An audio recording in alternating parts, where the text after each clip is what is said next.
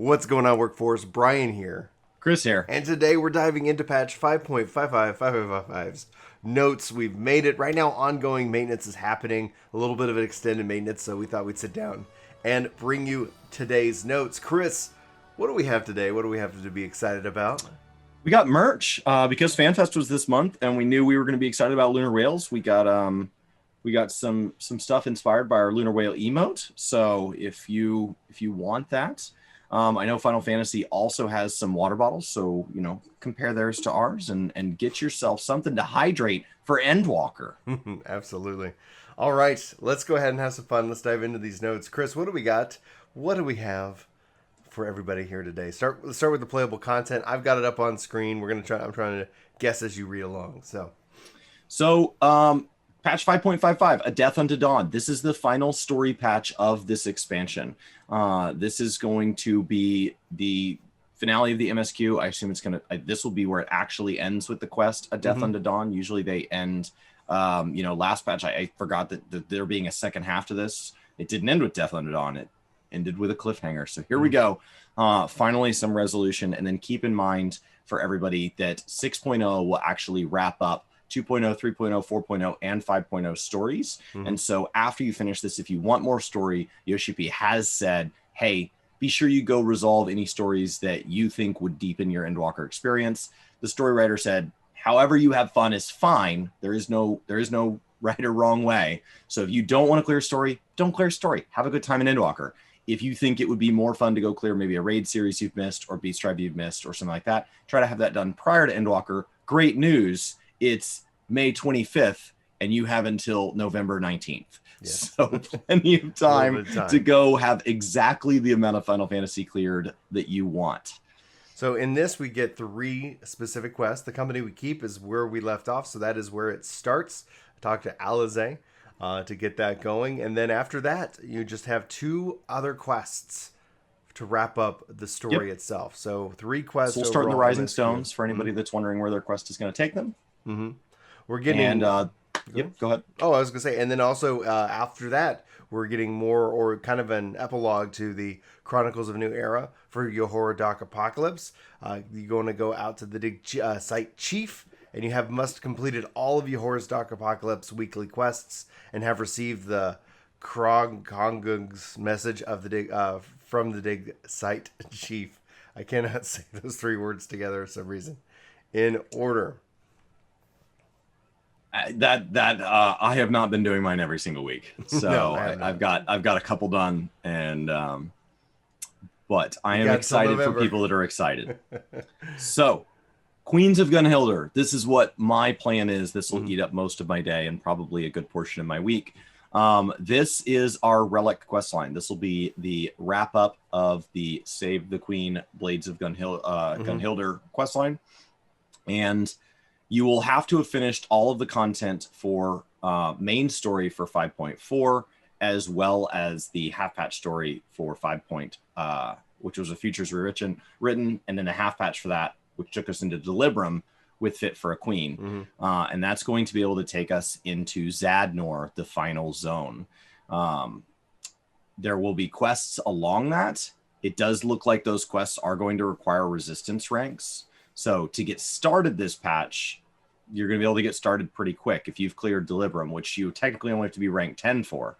But to finish it, it does look like they've gone ahead and put some resistance ranks on here. I see 16, 18, 20. Keep in mind the new cap is 25. I have no idea where the new zone falls in that, and that there is a post 25 system that's going to take you into those honors.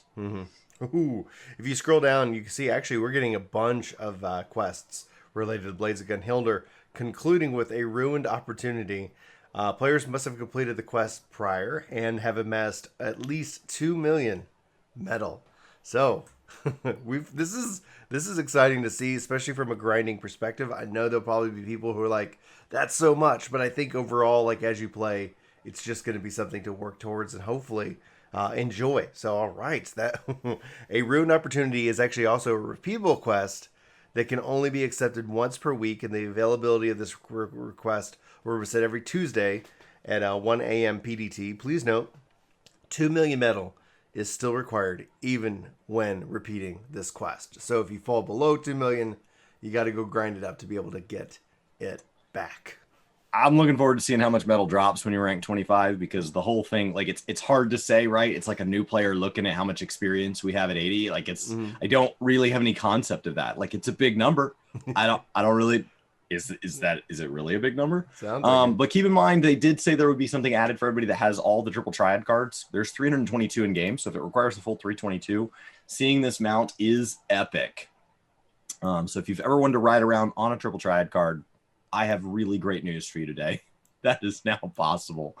And then they've gone ahead and added the Yorha and Shadowbringers Part 4 to New Game Plus. Once you've completed those chapters, if you want to go again, great news with the New Game Plus system. You can go back. For any new players, keep in mind that is just to replay story. There are currently no rewards locked behind doing anything in New Game Plus.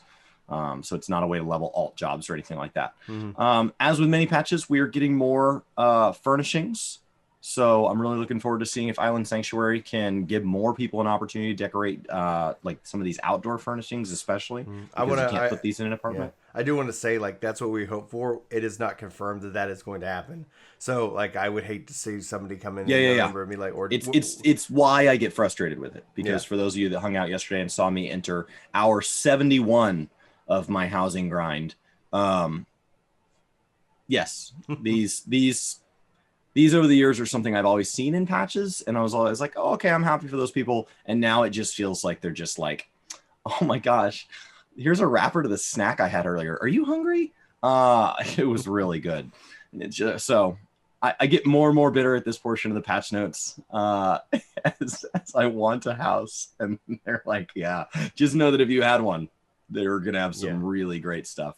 Dude, like just the designs alone, like, this is not my kind of content, but as somebody who appreciates the amount of work from, especially like the different design contests that people put into it, like you have a little gazebo here. Like gazebos, I'm a big gazebo fan. I'm not gonna lie, I'm not joking. Like, I love a good gazebo, and the fact that they have that, they got a little tree with I don't know what you would call that, but it looks like it's flowering, etc. It's freaking gorgeous, dude. So I'm excited to see for those, and good luck on your house hunting.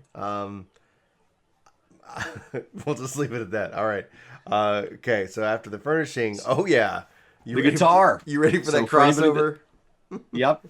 If anybody saw the guitar that was revealed at FanFest, that the partnership with Fender, it was expensive because guitars are expensive, and you can get one in game now.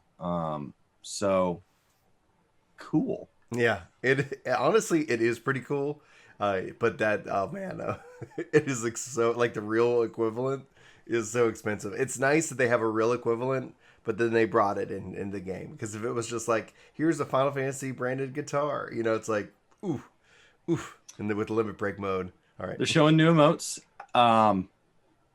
It's early in the morning, and all I can picture is that looks like the face you have when you say bless your heart. Oh, bless your heart. Oh, bless your heart. Bless your heart. Yeah. That's the exact same kind of thing that I get. I assume it's something more polite than that. That's like a satirical thing to say, and like it's something you say before or after an insult here in the South. It's something like, "Oh, you just couldn't get dressed very nice, could you today? Bless your heart." Like it's just this like it's just like a dig. It's like like saying no offense. Yeah. I don't know if that's what that's meant to look like, but it's early. No and offense, that's what it looks but you like look to like me. Complete garbage. No offense. Okay. Bless their heart. I said no offense. I said no you can't be offense. offended. I cleared it up. These hairstyles look awesome. Dude, yeah. You? The ponytail rocking. Yeah, absolutely. I am looking forward to having that level of hair. I'm working on it, but I could just equip it right now. Mm-hmm. I dig it. All right, and, so time for best of battle system changes. Yes. So your diamond deck drops have been increased. Your emerald deck drops. You can now exchange tokens. So they're just making it easier and easier. This is a pretty traditional thing that we do as we get closer to the end of an expansion.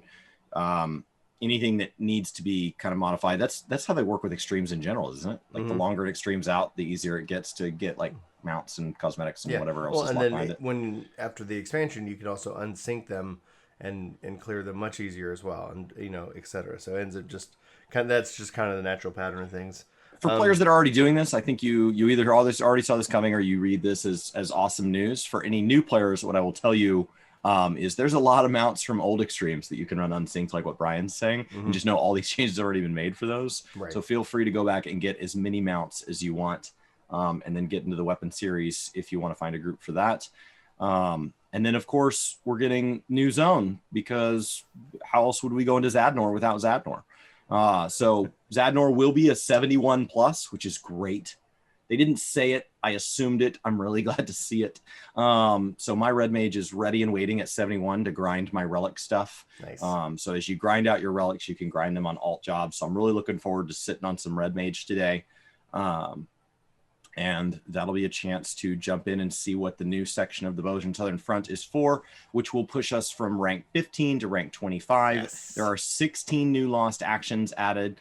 There will be new field notes added, and the honor system for post 25, which will allow you to kind of get these modified attributes that will increase your max HP or increase your damage dealt or increase your healing potency. Up to 10 can be held at any time. And then as you get more of them, you'll stack up the effect. I want to look at these 3 lost actions because they give us some really good examples. So if you guys don't know about lost actions, you get these through the various like skill unlocks, and then you can equip them. You can have 2 lost actions equipped at any time. So the examples they give: Lost Blood Rage. It's got a recast time of 180 seconds. It's got available 10 out of 10. So I guess you only get 10 charges of that lost action. Is that what you were just referencing, correct? Yeah. Okay, cool. I believe that's what that means.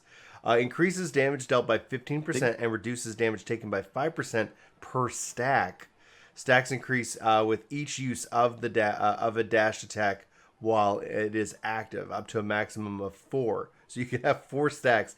That's 4 stacks of 15%. So that ends up 15, 50. That's 60%. That's like crap. That's a lot of damage boost. Blood Rush effect increases damage dealt by 60%, shortens recast time by 75%, and gradually restores HP and MP. Can be used with Paladin, Warrior, Dark Knight, and Gunbreaker. Love that I don't see classes listed there. Not gonna lie, randomly sometimes you get a class that shows up to an endgame party, and you're like, what are you doing here? Then you got Lost Excellence. Instantly cures weakness and temporarily nullifies most attacks, while increasing damage dealt by 65%. Memorable will be applied when the effect ends, and the memorable effect increases damage dealt by 65% while decreasing damage taken by 10%. So that's a wonderful way, of like to help after a raise. Like someone gets raised, they're weak, you can just remove that and then get them back up and ready to go. Lost Full Cure is fully restores MP and HP while granting auto potion and auto ether. This is awesome, to self and nearby party members. So the auto potion effect restores HP automatically when HP falls below 50%, and that's going to last for 600 seconds. So that's quite a long little passive buff there. When triggered, there's a 50% chance the effect will end. Oh, so it could actually trigger multiple times. Interesting. Auto ether effect restores MP automatically when MP falls below 20%. It's going to last 600 seconds as well. When triggered, 50% chance it's going to fall off. Spirit of the Breathtaker effect. Chance for auto potion and auto ether effect to end is reduced by 10%. So I'm going to say this. Like, this is some of the most exciting stuff. This is what I love about Bozja. It feels so very RPG. They can break the game. They can bring in skills like this, that don't need to be necessarily balanced. And it's just particularly I think, freaking cool, in my opinion. All right, I just wanted to cover those because that was some really cool examples. We've got 13 more, so like Right. it doesn't Right. like that's just the beginning of them. They said they were going to let the content break. They said that that's not how they phrased it, but what they did say is with Deliverum Savage that their plan was not to ever nerf it. That their plan was with patch 5.55 to introduce changes that would make it easier because of those changes. So Yeah. these are the kinds of things, but the game is coming online, so let's finish this up. Let's do it. The Feast Season 19 will end and preseason will begin, and we've, of course, got new items and new cosmetics.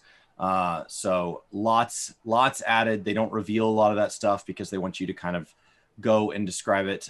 Keep in mind the big change this expansion loot-wise is that they had said, you know, they've been a little inconsistent about whether or not crafting materials were something that you could be getting out of farming old extremes. Some were allowed to do it, some weren't. And they said, you know what? It really is weird that there's not a rule. So let's just make the rule yes. And so they've got a list of all the extremes that weren't doing it, and they've gone ahead and added those. So go run old extremes and desynth to your heart's content. The graphical effects for the Fisher primary tool for the resplendent rod have been adjusted so that the whole rod glows, because if you're willing to do the resplendence, good for you, and you should glow all the glowing. There's the cool new 2-person mount there added, new chocobo barding, new minions, lots of new stuff. I assume a lot of this is in the loot boxes or in the new dungeon content. So either way, go explore it, max out your relic. The relic should be getting to, I think it's like 535 or something epic, should become your best in slot. Go get started in 5.5 today. And I feel like I was on FFXIV discussion right as I was warming up this morning. And I feel like I need to end that with, because it's just such a great time to be in the critically acclaimed Final Fantasy XIV. Bravo. Now with a free trial going all the way to Heavensward. Guys, we did it. We made it all the way through. Especially we got it. We got in at least one good meme in that regards. Guys, check out the latest update. Chris is going to be live streaming. He's doing his story. Servers just went up first. So most likely by the time you're watching this video, he should be or getting close to being done with the story itself. So then the rest of his day will be spoiler free, doing a lot of Xandor and that kind of content. So hopefully go enjoy. And thanks for being here, guys. We love your faces. But for Work to Game, my name's Brian. My name's Chris. Thanks for watching. Hopefully you have a good one, and hopefully we see you next time. But until then, take care.